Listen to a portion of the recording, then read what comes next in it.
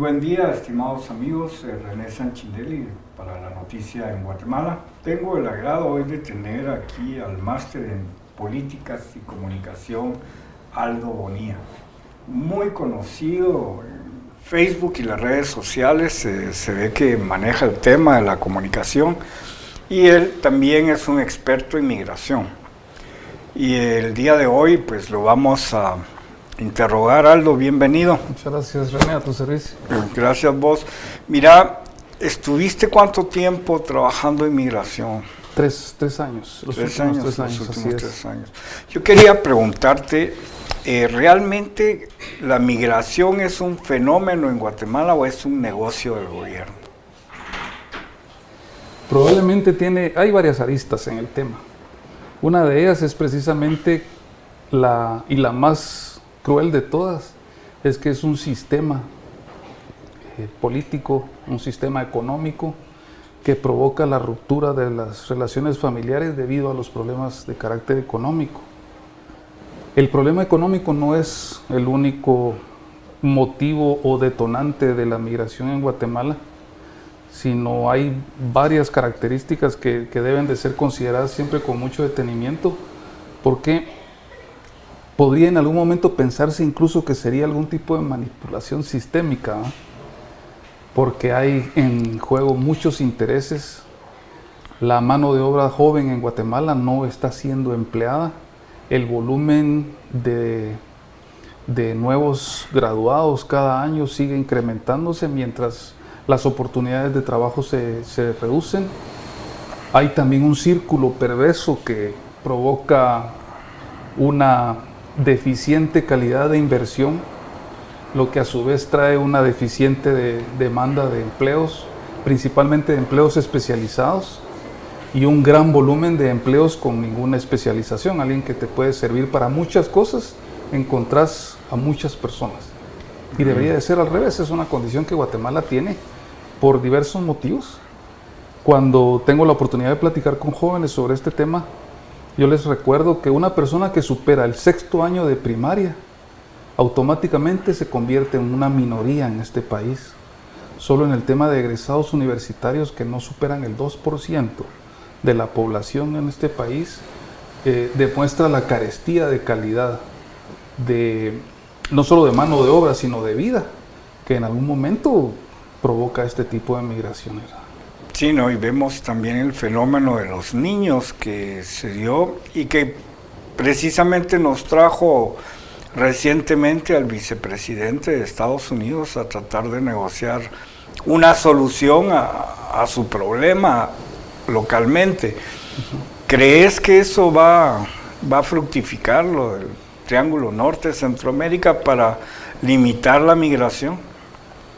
Mi espíritu centroamericanista me inclina de manera positiva a creer que esto pueda servir. Hace un año Obama estaba mencionando la idea de solicitar $1,000 millones, mientras que hablaba también de superar creo que los 10,000 millones para implementar mejores medidas de seguridad en la frontera sur, ¿verdad? Frontera México-Estados Unidos. Y ahí es donde uno no entiende cómo es que funcionan las políticas. La intromisión soberana en Guatemala de parte de gobiernos extranjeros es algo que conocemos desde hace mucho tiempo. Y las condiciones están dadas para que el proceso de migración siga. No importa que regresen 50, 60 mil paisanos nuestros cada año, que vengan enchachados y con todas las humillaciones del mundo de regreso, porque incluso muchos de ellos en migración, en las oficinas de migración ya son conocidos, porque no es la primera vez que regresan en avión, pero no tienen alternativas. O sea, se tienen que volver a preparar y a los pocos días van de regreso haciendo ese mismo calvario hasta los Estados Unidos. Ver de dónde sacan los fondos, cómo se endeudan, cómo venden todo y separan a la familia. Totalmente. Y esto genera cosas como las maras, ¿no? Exactamente. La falta de la presencia de los padres, a pesar de que el crecimiento de la familia monoparental es parte del fenómeno. Tenemos que recordar que al final lo que está buscando en una buena cantidad de estas personas es una mejor oportunidad de vida. En Guatemala el Producto Interno Bruto es favorecido con las remesas. En algún momento una broma un poco irónica es el decir que el producto de exportación más importante de Guatemala ya no es el café o el azúcar, sino que es la mano de obra. Mano de obra barata, mano de obra responsable y trabajadora, que son características muy propias del guatemalteco, ¿no? ¿Y cómo ves vos la juventud dentro de este esquema? ¿Qué esperanzas o qué desesperanzas enfrentan? Probablemente es la parte más triste de este fenómeno, porque la violencia intrafamiliar, la falta de oportunidades, la falta de buenos ejemplos de los padres, el exceso en las malas condiciones, perdón, no es exceso, pero sí las malas condiciones en las que están viviendo la mayoría de los guatemaltecos, provocan que sea la juventud la que está buscando un futuro y que no lo encuentra, a que busque la manera de hacerlo. Las maras se convirtieron en algún momento en ese bastión de oportunidades. No tienen. En esa familia, no quería mencionar esa palabra, pero al final era una de las aspiraciones de los jóvenes. Y yo recuerdo incluso en proyectos que hemos realizado, en donde los jóvenes a quienes se les preguntaba qué querían ser en el futuro, fíjate vos, eso es impresionante, dijeran, mire, yo quiero tener pisto, yo voy a ser sicario cuando sea grande. O sea, el momento en que vos escuchás que un joven tiene como aspiración llegar a esa situación porque quiere el dinero fácil o porque su vida ha estado tan llena de carencias que no tiene alternativas mejores para aspirar, decís que esta sociedad simplemente está colapsada. Y eso nos lleva al tema de la refundación del Estado. ¿Es necesaria o no, Aldo? La opinión personal de Aldo Bonilla es que Guatemala necesita ser refundada. ¿Por qué? Después de 500 años, seguimos siendo conquistados cada 4 años con cuentas de colores y espejitos. La clase que ya se les clasifica, la clase política en Guatemala nunca había estado en peores condiciones.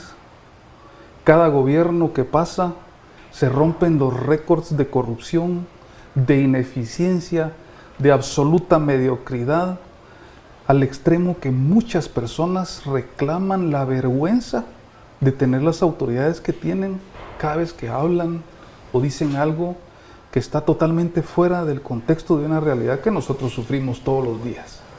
¿Dónde está la planificación? Mencionábamos ese tema en la plática antes. Si no se puede planificar el futuro es porque no se conoce qué va a suceder en el futuro. ¿Qué le podemos pedir a los jóvenes si el ejemplo que tienen ahí es absolutamente negativo? Sí, no, si las autoridades no dan el ejemplo positivo, ¿y cómo podemos hacer para despertar esta juventud en estas elecciones? La primera medida, y que yo he manejado como una misión personal desde hace muchos años, es la de provocar la sensibilización. Cuando un niño está más acostumbrado a ver cintas amarillas que dicen policía no pasar y a ver sangre cerca de su casa todos los días, más que la oportunidad de acercarse a las cosas que cultivan el espíritu, el resultado tiene que ser absolutamente negativo. Me parece que es el momento, no creo que pueda haber uno más adelante porque las cosas no pueden estar peor, pero es el momento en que la juventud tiene que tomar una parte activa en el proceso de recuperación del país. Esa es mi opinión. Y aquí nos lleva al manejo de redes sociales. Vemos que los partidos políticos, y hay muchísima evolución en Facebook, en Twitter, en todas estas cuestiones, va a tener o puede tener un fuerte influencia dentro de quien gane o pierda las elecciones, ¿te parece? Sí. Yo creo que la ventaja que tienen las redes sociales es que el día de hoy nos acercan tanto entre personas, aunque lo hagamos de manera virtual, que nos permite tener en tiempo real la información que antes teníamos que esperar o tenía que ser de alguna forma filtrada por quienes no les interesaban que tuviéramos la información a la mano. A mí me parece que este año vamos a ver cosas muy interesantes. las redes sociales han servido precisamente para que ya la comunicación de los medios periodísticos no sea solamente del medio hacia el usuario, el televidente o la persona que escucha la radio o lee las noticias, sino también para interactuar de manera recíproca. Esa es una gran ventaja. Yo quisiera ver un debate de candidatos que tengan el valor de presentarse a debatir para decir las cosas que quieren hacer y que eso quede debidamente registrado y que la gente después pueda llegar y decir, mire, si usted lo dijo, usted prometió que iban a rescatar el Instituto de la Marimba en el Centro Cultural Miguel Ángel Asturias y ahorita es una guarida de ratas, ¿verdad? Cosas como estas que permiten que el ciudadano pueda estar más cerca del momento en que Pero ahí nos enfrentamos a ponerle, en Facebook se hizo circular unos videos donde el actual presidente ofrecía seguridad y hasta con computadoras, laptops en el portal del comercio y se les ponen y es como que si hablaras en chino, ¿verdad? De todo modo no te pone en caso y eso nos lleva a la apatía. Hay un riesgo ahí, y este es tal vez una de las mayores ventajas de ese tipo de políticos que tenemos hoy en Guatemala. El riesgo es que te hastía, que te provoca tanto rechazo lo que dicen los políticos, que cerrás la vista a procesos que probablemente están naciendo con esa virtud de estar diseñados precisamente para cumplir las expectativas que nunca se cumplen. No puede ser que un presidente de la República te diga que para ser político tenés que saber mentir. O sea, estás dándole tal desprestigio a la virtud de la política, que la política la ejerce cualquier ciudadano en cualquier parte del mundo y en cualquier momento, incluso cuando toma la decisión de qué va a comer o qué va a beber, que la gente siente que esa apatía le va a llevar a resultados que al final no los puede cambiar. Y ahí es donde está el peligro. Se abusa de la mansedumbre del ciudadano común, que hay un momento en que es tanta la penetración de la comunicación que no dice nada, que la persona simplemente borra cassette y deja de percibir lo que están tratando de decirle. Y esa apatía llega no solo al tema del voto nulo, al abstencionismo, sino al terrible pecado del voto de castigo. No se debe ir a votar, hay que ir y elegir, hay que encontrar la forma de que la calidad de los políticos que tenemos sea superada, pero no se va a superar si el ciudadano no. Qué fácil fue conquistar con espejos. Sí, bueno, ahora es con bolsitas. Con muchos otros tipos de promesas, exactamente. Y con laminitas. Están comprándole a la gente su decencia, les están comprando su misma calidad humana. Les están diciendo, mire, usted es un objeto, usted para mí es un voto. Y de ahí, no me acuerdo de usted, un chiste que corre en las redes sociales, aquel donde está Frankenstein sentado en un jardín y hay una niña pequeña y le dice, siempre me habían pintado que tú eras un monstruo, le dice. Y Frankenstein le contesta, lo que pasa es que estoy en campaña electoral. Sí. Bueno, Aldo, yo creo que se nos fue el tiempo. Sin embargo, yo quisiera, una última pregunta es, ¿qué mensaje le darías vos a Guatemala para que podamos cambiar las cosas? Estoy siendo invitado a muchas actividades de jóvenes, he tenido la oportunidad de reunirme con muchos de ellos y siempre he manifestado este pensamiento. La política es un ejercicio virtuoso de la ciudadanía, es una oportunidad para aprender a vivir en comunidad. Vivimos en un país que fue desgarrado por una guerra fratricida de 30 y pico de años, en donde nunca hubo una oportunidad de sentarse entre hermanos y reconciliarnos. Hoy el debate en Guatemala es casi imposible y por eso es tan buenas las redes sociales. La idea es que aprendamos a respetar las ideas de otros, aunque sean distintas a la nuestra, y que no sea que eso provoque más violencia entre nosotros. No puede ser que seguimos viviendo una historia que parece más sacada de un libro de Gabriel García Márquez, que una realidad que debería de merecer la pena de que nos dé por lo menos la esperanza de saber que el futuro va a ser mejor. ¿Qué va a pasar con nuestros hijos? Menciono el tema siempre, todos los días. Bajamos una palanca, más de 500,000 personas en esta ciudad, y le mandamos un mensaje al lago de Amatitlán. Sí. Y es un mensaje muy apestoso. Y ese es el agua que vamos a tener que tomar en un futuro que para la gente parece que no existiera, pero está a las puertas. Cierto, Manuel Colom incluso lo había considerado como una reserva de agua potable para la ciudad y mira lo que le hemos hecho. Exactamente. Bueno, muchísimas gracias amigos.